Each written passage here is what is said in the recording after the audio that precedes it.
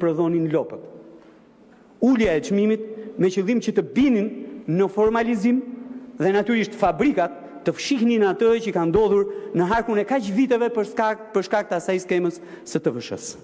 Tani, natyrisht që kjo lloj skeme e tatimit mbi vlerën e shtuar nuk është në favor të fermerëve dhe natyrisht nuk është në favor as të fabrikave.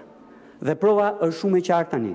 Unë nuk gëzohem që më doli fjala që ju thash këtu në nëntor, por jam të merrësisht i dëshpëruar pse nuk dëgjoni.